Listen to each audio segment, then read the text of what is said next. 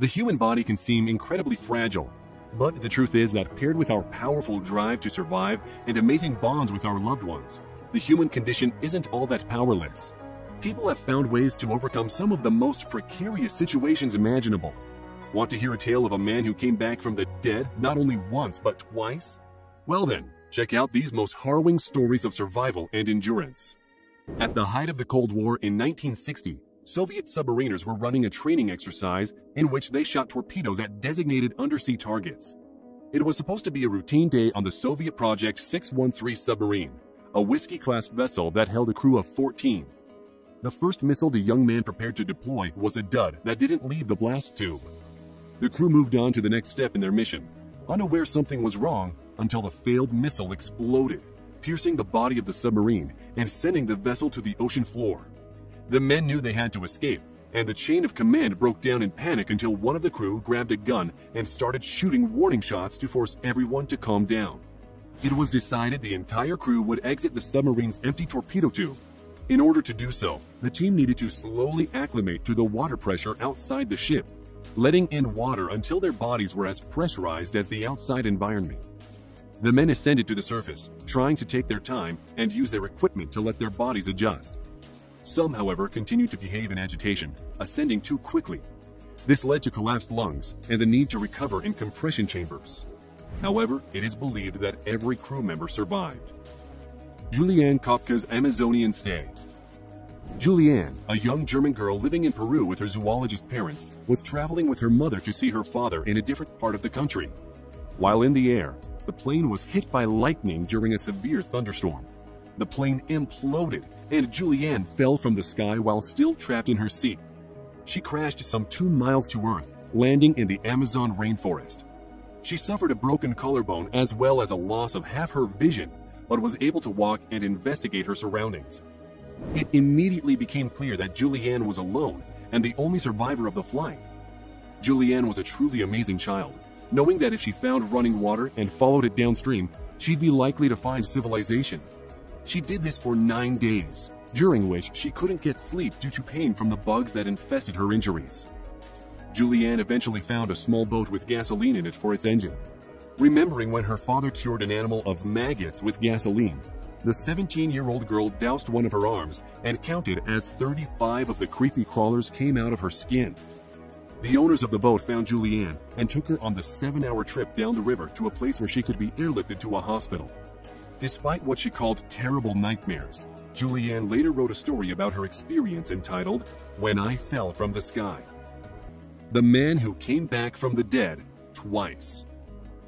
Beck Weathers was part of what many have called the Mount Everest disaster. A Texas native, he had already climbed Vinson Massif in Antarctica, and Everest was to be his second climbing experience. However, during the group's slow ascent up the mountain, oxygen levels plummeted unexpectedly. The group's trek was scheduled to take between 12 and 13 hours. Weathers was stranded on the side of the mountain and waiting to meet up with the rest of his expedition. But after seeing 10 hours go by without a sign of them, he knew something wasn't right. What he couldn't know at the time was that the expedition leader and guide, Rob Hall, became incapacitated at the summit and actually perished near the south summit.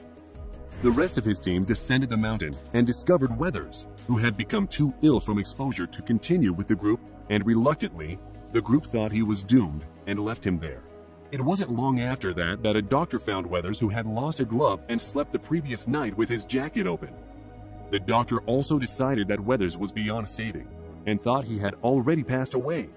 However, despite the mathematical improbability of his situation, Mr. Weathers surprisingly woke from his hypothermic coma, stood up, and walked down the mountain until he found a low-level camp and survived.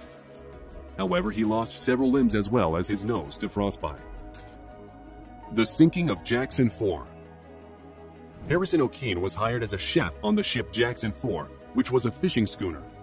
On one of its regular trips out to sea, the boat was rocked by huge waves, and it capsized and sank, sending some members of the crew into the ocean. Harrison, however, was in the bathroom at the time the ship sank. He ended up trapped in a 4-foot-long bubble of air, which slowly shrunk as the ship went under the normally fatal depths. A dive team was put together after the Jackson 4's sinking to retrieve any goods in the area, As the divers were searching the ship, they heard faint knocking. They searched for the source, eventually finding Harrison in water up to his shoulders. It had been over 60 hours since the ship sank. Rescued, Harrison had to spend 2 days in a decompression chamber. Experts have agreed that Mr. O'Kane's survival is a miracle. Normally, divers only stay at that depth for 20-minute intervals, as the pressure on the body is simply too much to sustain for prolonged periods of time. But Harrison was able to successfully return to land and had sworn to never go out to sea again. A cage in the desert.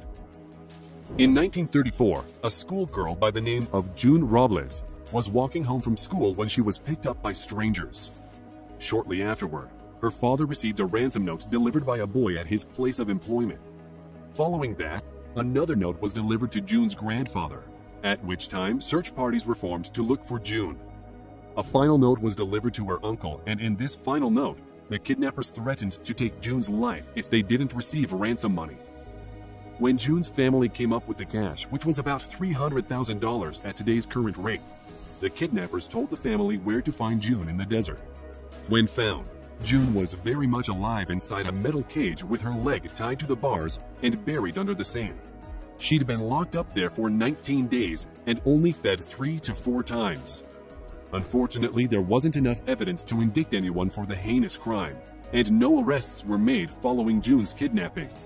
However, the young girl proved her toughness and requested to go back to the metal box to recover her report card she left behind because she wanted her mother to see it. She grew up to raise 4 children and lived well into her 80s. A 4-year-old's battle with nuclear disaster. Yuri Litvinov was only 4 years old when fires started in the nuclear reactor at Chernobyl, April 26, 1986, which led to an explosion. Yuri and his family lived about 2 hours' drive away from the site of the nuclear power plant. He recalls that his mother didn't explain what had happened, but quickly moved the family farther away from the plant to her parents' home.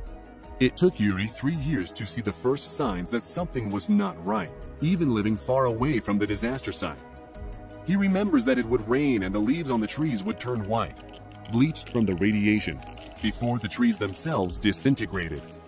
Suddenly, people around Yuri began to develop a cancer, a common ailment after experiencing radiation exposure, and Yuri himself was diagnosed with cancer when he was 21 years old.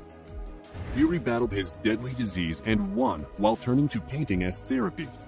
After a struggle for life, Yuri moved to the USA with a strong desire to start a new life, one without illness, pain, or suffering. In 2010, Yuri moved to New York where he continued his artistic career. Andes plane crash survivors. In 1972, a small charter plane carrying a rugby team of 45 players and the team's staff went down in the Andes Mountains while on the way to a match in Chile. It was cold and snowy, which slowed down rescue efforts. 19 people perished from either the crash and the avalanche that followed the crash, which left the survivors without food or shelter. Luckily, many of the survivors were healthy and athletic young men who were determined to survive, despite their belief that no one was looking for them. All in all, the 16 young men left alive were stranded in the snow and ice, as well as braving frequent snowstorms and avalanches, and survived this terrible peril for 72 days. In 2012, the survivors held a rugby match, the same one they were headed to when their plane crashed, to mark the 40th anniversary of their rescue from the treacherous mountaintops. Surviving in Rwanda. John Louis Mazimpaka survived the Rwanda genocide by first seeking refuge in a church with his parents. When the militia showed up bent on extermination, John Louis was one of the first people that organized a 4-line defense of the church who resorted to throwing rocks at the attackers. Though they held out for days, the militia began using grenades to scatter the lines. John Louis then hid in a cow barn and watched as the militia stole the herd, staying so still so as to not reveal his hiding spot. Afterward, when he was sure the militia had left the area, Louis decided his best bet at survival was to swim across Lake Kivu, a feat that took him 2 nights. John Louis eventually immigrated to the UK and married another Rwandan survivor. A harrowing World War II escape. Witold Glinski, a World War II Polish war veteran, along with a handful of other prisoners, escaped from a Russian gulag in February of 1941. The group first had to make it through the frozen landscape of a Siberian winter, then through the heat of the Gobi Desert before ascending the Himalayas. According to Glinsky, the group sucked frost and dew off the stones in the morning to stay hydrated and relied on primitive fishing and hunting as they traveled. The men made it to British-held India when they finally found themselves sane. Glinsky waited 60 years to rehash his story, saying that he didn't want to relive the trauma and that he feared another of the escapees who had been placed in the Gulag for committing a serious crime. Glinsky believed his reports, held in the Polish archives, inspired the story behind the best-selling book The Long Walk. A young boy defies the Nazis. George Richfield's parents knew that their days of running to escape the encroaching Nazis was at an end. Therefore, they threw their son over a barbed wire fence and straight into the arms of a Catholic woman named Halinka, who was willing to hide him. George was 9 months old at the time. During his war-long stay with Halinka, Richfield remembers a time the Nazis conducted a search for hidden Jews on a Sunday at the church Halinka attended. She told him to act sick so that they wouldn't get close. It worked. Another time, a Nazi soldier was searching Halinka's apartment and stuck his knife in the blanket over the bed Richfield was hiding under. The knife penetrated the mattress and poked the boy in the chin, but didn't draw blood. Richfield knew better than to make any noise. Again, it worked, and the boy remained undiscovered. George Richfield survived the war, immigrated to the United States, and continued to send care packages to Halinka, although in the Soviet takeover, she didn't seem to receive them. Richfield later joined the U.S. military and raised a family, proving survival after tragedy is the greatest triumph. If you liked the video and want to see more, click the subscribe button. We appreciate you and we want to thank you for watching.